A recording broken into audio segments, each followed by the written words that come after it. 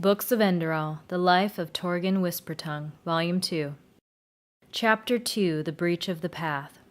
My mother became seriously ill. Whether or not this was grounded in the heartache she had suffered from is something I do not know. At that time I felt certain it had to do with the priest. Some kind of monkey business was at work. Her condition deteriorated so quickly that an apothecarius had to take care of her, as I did not have enough time to do so in addition to my occupation. The work of a librarian was rather dull and dry. I was pining for more from my vocation. I studied the sciences like my father once did together with me, in the quiet, and tried to do several easy exercises in magic, which all ended in failure, due to my lack of talent. I dreamt about my noble aims, used hours of sorting books for imagining how nice it would be if I could call myself a member of the Holy Order. But that was an impossible dream of mine, as my path held me to where I belonged. Maybe you know the feeling, when you're in a tight room, shaft, or something similar and you can't get enough air to breathe, or if a tight shirt takes your breath away. Ladies especially should be familiar with the issue of a too tightly laced corset. This was the sentiment I had towards my path. It held me captive and imprisoned my will. Despite spending most of my time in private, I found my first and only love in Marissa Greytrue. I would give anything to see her again nowadays. Her laugh was similar to a sunrise above the red ocean. But that belongs to another happier part of my life, one which I won't give any place to in this story. She encouraged me to take my clever experiments and my knowledge to a magister who should acknowledge my talent. But no matter what I tried, whether I ran after them or stalked their houses like a madman, no magister wanted to hear me out or see what I had to show them. If they would have done so, I was confident that they would receive me with open arms. My path was a prison. The tightness locked me up more and more, and I wanted to escape from it. I wanted to break out. At the same time, I was at odds with myself and my ideals. It was obvious to my young self that my faith in the path was misled. My scientific studies now became social studies. I observed the path's oppression in all its extremes. The workers in the tar pit and the sublimes who lacked nothing: heat, iron, sweat, blood, and quite often even death by overworking, awaited an ordinary man in the tar pit's tunnels. In total contrast were the aristocracy and the sublimes, who lived high off the hog. I made note of what I saw, especially how the sublimes treated the manufacturers when both paths crossed. A tremendous coincidence called my attention to a meeting of young citizens which took place in the Undercity.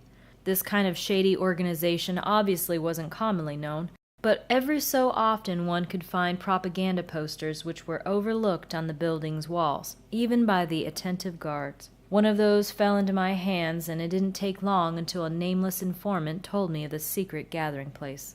It was certainly exciting for me with my calm temper to be pulled into such company. Meetings in chambers located underground with people whose names I didn't know had never belonged to my everyday activities before. On my way, I made sure that I wasn't being followed and entered the aggregation's venue, an abandoned shack in the chaos of the dark Undercity.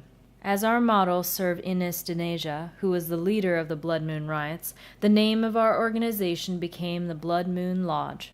I was feeling accepted in the lodge's ranks. Here I could discuss with other people topics which were shunned in public, about which no prudent Enderalian would gossip so viciously.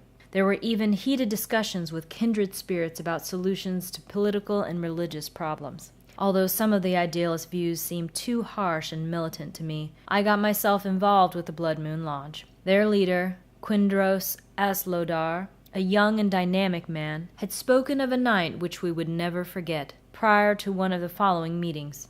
And it was just as he said. He distributed glimmercap dust among the idealists, myself included. I had knowledge of the Droga's destructive nature and how many poor souls it had already taken to their graves. Therefore I hesitated. Nevertheless, I wanted to stay a member of the Blood Moon Lodge, so I overcame my rationality and crossed a line that would change my life for years to come. With fiery speech, Quindros heralded the start of the night of disentanglement, which was to lead us into total freedom.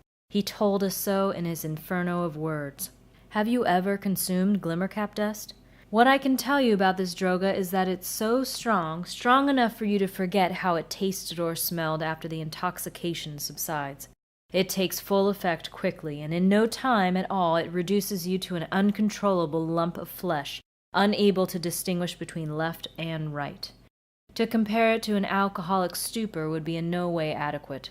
Quindros, in his amplified state of mind, shooed us out of the Fallows meeting place into the Undercity. I lost my fellow campaigners in the chaos before my eyes. My world became distorted while I was stumbling down the dark roads.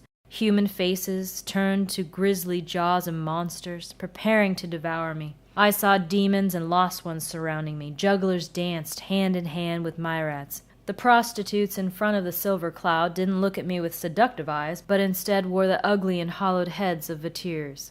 When they tried to solicit me, I crawled, rushed, and struggled my way into an empty alley where I didn't see any demonic grimaces, but instead 1,000 staring eyes on the walls. At the end of this furious night's intoxication, I woke up in a haystack with a throbbing head. In that moment, in which I was staggering through the roads to the exit of the Undercity, with a face as white as a sheet, just like a drunk, I had yet to understand that I had changed. The ritual was successful.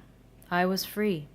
I had attained absolute freedom and was successful in cutting off Malthus and his restrictive path.